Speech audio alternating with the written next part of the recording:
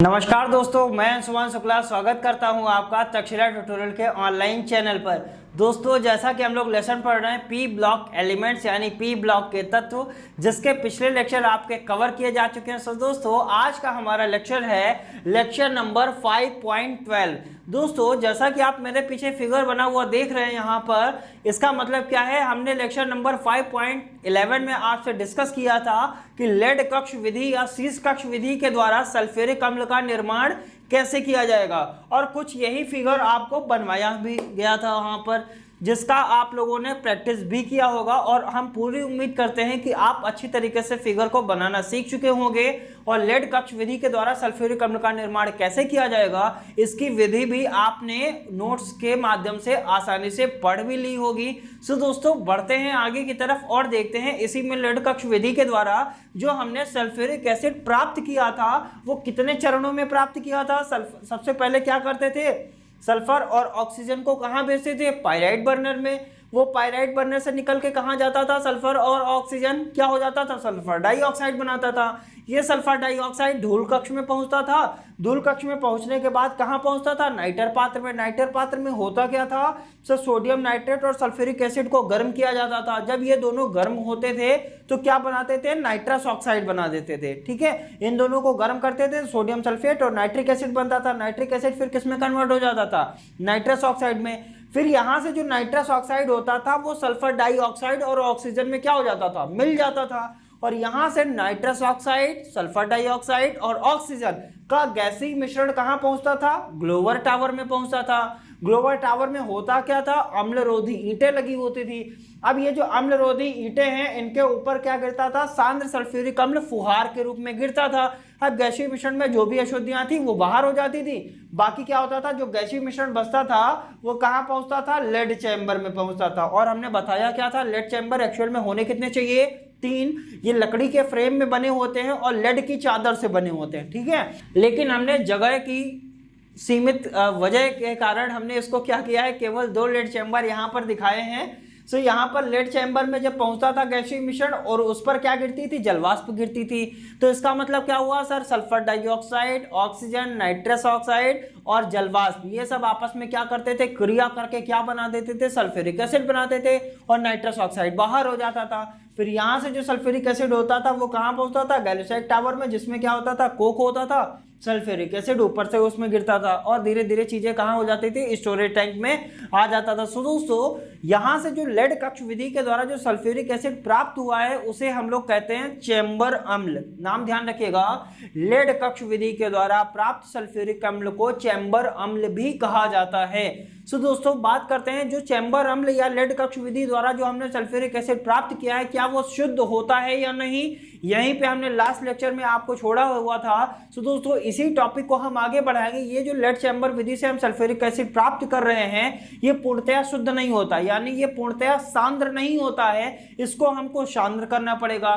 तो दोस्तों, बनाते हैं हेडिंग और देखते हैं लेड कक्ष विधि का शुद्धिकरण, यानी लेड कक्ष विधि को हम शुद्ध कैसे करेंगे। सो दोस्तों, 2 विधियां होती हैं। पहली विधि होती है कास्केड विधि द्वारा सल्फ्यूरिक अम्ल का शुद्धिकरण और दूसरी विधि होती है गिलियार्ड टावर द्वारा सल्फ्यूरिक अम्ल का शुद्धिकरण। सो दोस्तों, हमको बारी बारी से पढ़ना पड़ेगा। पहले ये देखेंगे कि कास्केड विधि में हम क्या करते हैं, कैसे सल्फ्यूरिक एसिड को शुद्ध करते हैं। फिर हम बात करेंगे गिलियार्ड टावर में कैसे हम सल्फ्यूरिक एसिड को शुद्ध करते हैं। सो दोस्तों, इसको हटाते हैं और देखते हैं सल्फ्यूरिक एसिड का शुद्धिकरण। दोस्तों, जैसा कि हमने हेडिंग बना लिया है सल्फ्यूरिक अम्ल का सांद्रण। सांद्रण का मतलब, शुद्धिकरण का मतलब होता क्या है, इसका मतलब ये होता है कि जो सल्फ्यूरिक एसिड है वो सांद्र नहीं है बल्कि हमको उसको सांद्र बनाना है। सो इसी को क्या कहते हैं, इसका शुद्धिकरण कहिए, या आप उसको ऐसा कह सकते हैं, सर इसका हम क्या करेंगे, सांद्रण करेंगे। क्योंकि जो सल्फ्यूरिक एसिड हमको लेड चैम्बर से मिला है या लेड कक्ष विधि के द्वारा जो सल्फ्यूरिक एसिड मिला है उसको चैम्बर अम्ल भी कहते हैं। उस चैम्बर एसिड को हम सांद्र कैसे करेंगे, इसकी 2 विधियां होती हैं। सो 2 विधियां कौन कौन सी होती है, पहली विधि को कहते हैं कास्केड। तो हमने 2 विधियां लिख ली हैं, पहली विधि को कहते हैं कास्केड विधि और दूसरी विधि को क्या कहते हैं, गिलियार्ड विधि। यानी जो सल्फ्यूरिक एसिड है उसको हमको सांद्र 2 विधियों के द्वारा करना है, या तो हम कास्केड विधि द्वारा करेंगे या हम ग्लियार्ड विधि के द्वारा सल्फ्यूरिक अम्ल का सांद्रण करेंगे। आइए दोस्तों पहले बारी बारी से पढ़ते हैं। पहले हम बात करेंगे कास्केड विधि की। इसका मतलब ग्लियार्ड विधि को अभी हटा देते हैं, फिर हम ग्लियार्ड विधि को भी डिस्कस करेंगे। दोस्तों कास्केड विधि का पहले एक छोटा सा हम फिगर बनाएंगे, जिसके माध्यम से आपको यह समझ में आएगा कि कास्केड विधि के द्वारा सल्फ्यूरिक एसिड का शुद्धिकरण आखिरकार या सांद्रण कैसे किया जाएगा। आइए दोस्तों पहले फिगर बना लेते हैं, उसके बाद इसको समझने की कोशिश करेंगे। तो दोस्तों बात करते हैं कास्केड विधि के द्वारा जो सल्फ्यूरिक एसिड है, जो लेड कक्ष विधि के द्वारा आपको जो चैम्बर अम्ल मिला है, इसको हम शुद्ध कैसे करेंगे। सो दोस्तों उसका फिगर कुछ इस तरीके से बनेगा। इस लेसन में बहुत सारे फिगर्स हैं, सारे फिगर को ध्यान भी रखना है और अभी आने वाले लेसन्स में भी फिगर होंगे, इसलिए आप ऐसा नहीं कर सकते कि आप फिगर्स को छोड़ देंगे, क्योंकि अगर छोड़ेंगे तो आपके नंबर माइनस हो जाएंगे। सो दोस्तों बात करते हैं कि कास्केड विधि के द्वारा इसका शुद्धिकरण आखिरकार किया कैसे जाएगा। दोस्तों होता क्या है, इसमें ये जो पात्र आपको दिखाई दे रहे हैं, ये पात्र किसके होते हैं, सिलिका के पात्र होते हैं। किसके पात्र होते हैं, सिलिका के पात्र होते हैं। अब होता इसमें क्या है, सिलिका के पात्रों को कुछ इस तरीके से रखा जाता है कि ऊपर वाले पात्र से जो पदार्थ गिरे वो नीचे वाले पात्र में आ जाए, फिर नीचे वाले से इसमें आ जाए, फिर इससे इसमें आ जाए। यानी कुछ ढलान के रूप में इन पात्रों को रखा जाता है और सबसे ऊपर वाले पात्र में किसको रखा जाता है, चेंबर अम्ल को, क्योंकि हमको शुद्ध किसको करना है, लेड कक्ष विधि द्वारा जो सल्फ्यूरिक एसिड यानी जो चेंबर अम्ल हमको मिला है उसी को तो शुद्ध करना है। अब चेंबर अम्ल को शुद्ध करना है, इसीलिए इस पहले पात्र में हम चेंबर अम्ल को रखेंगे और नीचे से हम उसमें क्या प्रवाहित कर रहे हैं दोस्तों, यहां पर क्या लिखा हुआ, गर्म गैस। क्या प्रवाहित करते हैं इसके नीचे, गर्म गैस। जब कोई गर्म गैस नीचे प्रवाहित होती है तो जाहिर सी बात है ये सिलिका का पात्र भी गर्म होगा। जब ये पात्र गर्म होगा तो इससे क्या होगा, ये धीरे धीरे धीरे धीरे धीरे धीरे गर्म होगा और इस पात्र से इस पात्र में पदार्थ हमारा आने लगेगा, इस पात्र से इस पात्र में आएगा और जो अशुद्धियां होती रहेंगी वो क्या होती रहेंगी, वाष्पित होती रहेंगी, या उसके अंदर जो जल उपस्थित है वो क्या हो जाएगा, वाष्पित हो जाएगा। जब जल वाष्पित होता रहता है, इस पात्र को भी गर्म करते हैं, ये भी पात्र गर्म होता है, यहां से भी जो जल होगा वो वाष्पित हो जाएगा, अशुद्धियां वाष्पित हो जाएंगी, फिर यहां से पदार्थ इसमें आया, यहां से भी जो बचा खुचा जल है वो भी क्या हो जाएगा, वाष्पित हो जाएगा और अंत में आपको क्या मिल जाएगा दोस्तों, सांद्र सल्फ्यूरिक अम्ल अंत में आपको प्राप्त हो जाता है। अंत में आपको क्या मिल गया, सांद्र सल्फ्यूरिक अम्ल। कब मिला, कास्केड विधि क्या कहती है, इस विधि में सिलिका के पात्रों में हम सबसे पहले पात्र में चेंबर अम्ल को रखते हैं तथा सिलिका के पात्रों को इस प्रकार रखते हैं कि पहले पात्र से पदार्थ दूसरे पात्र में, दूसरे पात्र से पदार्थ तीसरे पात्र में जाता है तथा इन पात्रों के नीचे से हम गर्म गैस को प्रवाहित करते हैं, जिससे पात्र में उपस्थित चेंबर अम्ल में उपस्थित अशुद्धियां व जलवाष्प वाष्पित हो जाती हैं और अंत में हमको सांद्र सल्फ्यूरिक अम्ल प्राप्त हो जाता है, जिसके द्वारा अतः हम यह कह सकते हैं कि कास्केड विधि के द्वारा सल्फ्यूरिक अम्ल का सांद्रण किया जा सकता है। सो दोस्तों सांद्रण ही तो करना था, यानी जो सल्फ्यूरिक एसिड हमको मिली है इसको क्या करना है, सांद्र करना है। और सांद्र कैसे किया, कास्केड विधि के द्वारा सांद्र कर दिया। कास्केड विधि में सिंपल सी बात है, इन पात्रों को कुछ इस तरीके से एडजस्ट कीजिए कि एक पात्र से पदार्थ दूसरे पात्र में चला जाए। अब जाता रहेगा, वो गर्म हो रहा है, गर्म होगा तो अशुद्धियां वाष्पित होंगी, उसमें जो जल होगा वो वाष्पित होगा। और सांद्र क्या होता है, सांद्र का मतलब होता है जिसमें जल की मात्रा बहुत ही कम होती है या बिल्कुल भी नहीं होती है, उसे ही तो सांद्र कहते हैं। सो दोस्तों उम्मीद करते हैं कि कास्केड विधि के द्वारा सल्फ्यूरिक एसिड का शुद्धिकरण कैसे किया जाएगा आपको अच्छी तरीके से समझ में आ गया होगा। अब पढ़ते हैं ग्लियार्ड टावर के द्वारा हम सल्फ्यूरिक एसिड का या चेंबर अम्ल का शुद्धिकरण कैसे करते हैं। आइए दोस्तों बनाते हैं हेडिंग और देखते हैं ग्लियार्ड टावर के द्वारा चेंबर अम्ल का सांद्रण। दोस्तों बात करते हैं ग्लियार्ड विधि के द्वारा सल्फ्यूरिक अम्ल का सांद्रण कैसे किया जाता है। इसमें देखते हैं लिखा गया है चेंबर अम्ल का सांद्रण। किसका सांद्रण हम कर रहे हैं, चेंबर अम्ल का ही तो करेंगे। और ये चेंबर अम्ल हम लेकर कहां से आए हैं, लेड कक्ष विधि के द्वारा जो सल्फ्यूरिक एसिड बनाया गया है उसी को तो हम चेंबर अम्ल कहते हैं। तो चेंबर अम्ल जो वहां से लेकर आए हैं उसका हमको क्या करना है, उसका हमको सांद्रण करना है। तो लिखा है चेंबर अम्ल का सांद्रण ग्लियार्ड टावर में करते हैं। ठीक है, इतना तो पता चल गया। अब इसमें होता क्या है सर, ये जो टावर होता है इसमें ऊपरी भाग से फुहार के रूप में चेंबर अम्ल को प्रवाहित किया जाता है। यानी ये एक ऐसा टावर होता है जिसमें ऊपरी भाग से फुहार के रूप में आप चेंबर अम्ल को क्या करते हैं, नीचे की तरफ प्रवाहित करते हैं। जब ये फुहार के रूप में नीचे की तरफ आता है तो होता क्या है, लिखा है यह टावर अम्लरोधी ईंटों से बना होता है। यानी इस टावर के अंदर क्या होती हैं, अम्लरोधी ईंटें होती हैं।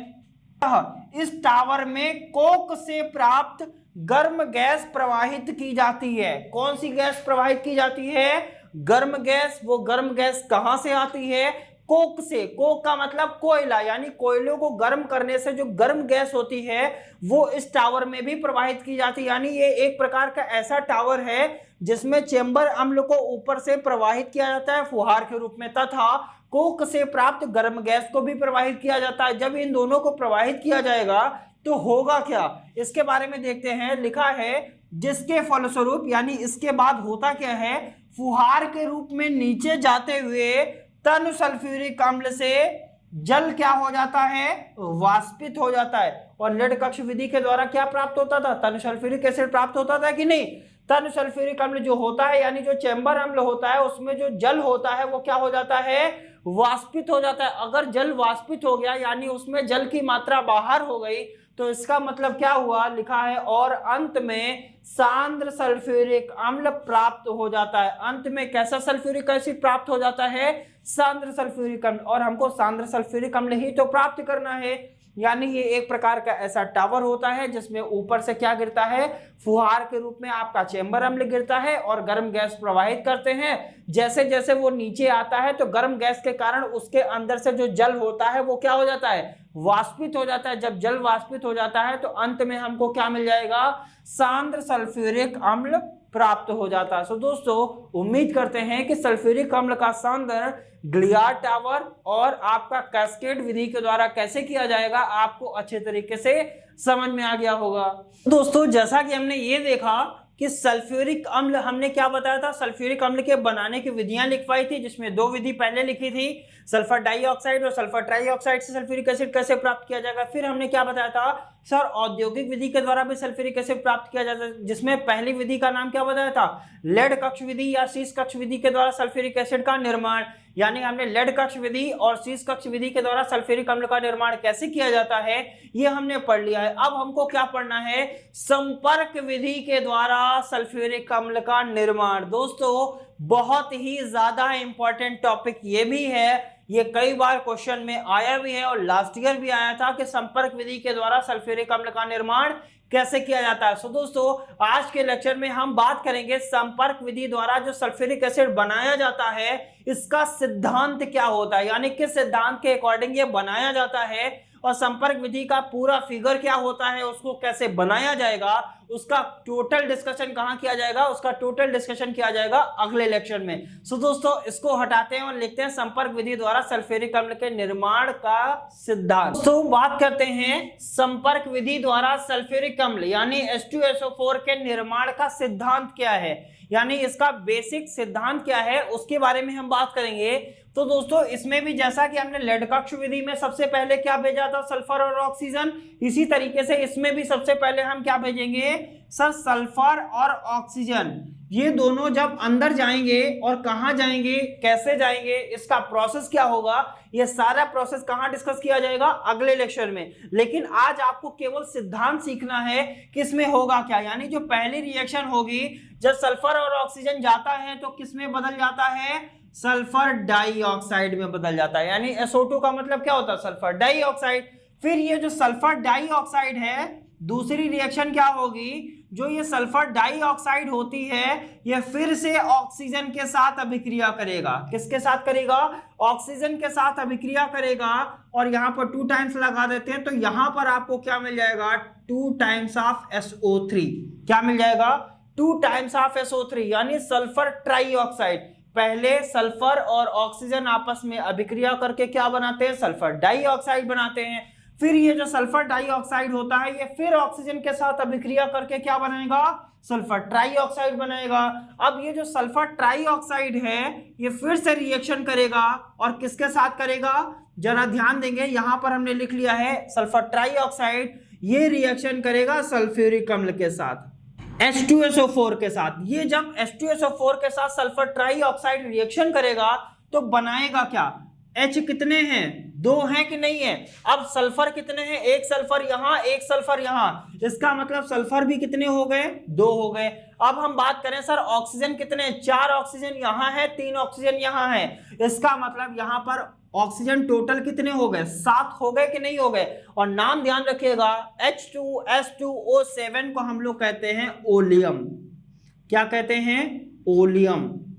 बिल्कुल आप नाम ध्यान रखेंगे, H2S2O7 को क्या कहते हैं? ओलियम कहते हैं। फिर ये जो ओलियम होता है, इस ओलियम में हम क्या कर दें? H2S2O7 में अगर हम जल मिला देते हैं तो हमको क्या मिल जाएगा? यहां से हमको मिल जाएगा 2 टाइम्स ऑफ H2SO4।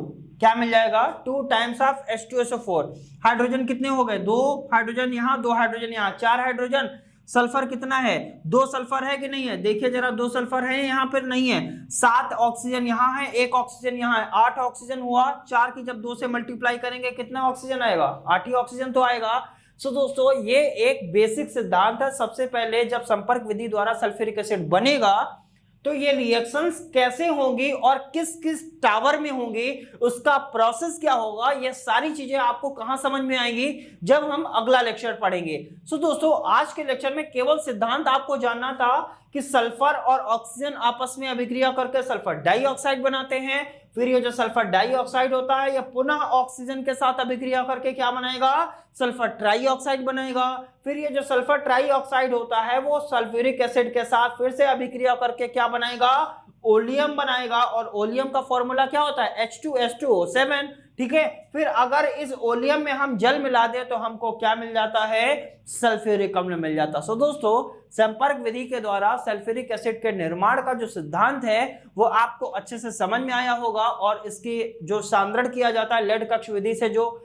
चैम्बर अम्ल हमने पाया हुआ है उसका सांद्रण कैसे किया जाएगा ये भी आप अच्छी तरीके से समझ चुके होंगे। दोस्तों मिलेंगे नेक्स्ट लेक्चर में, संपर्क विधि का टोटल हम डिस्कशन करेंगे। तब तक के लिए धन्यवाद।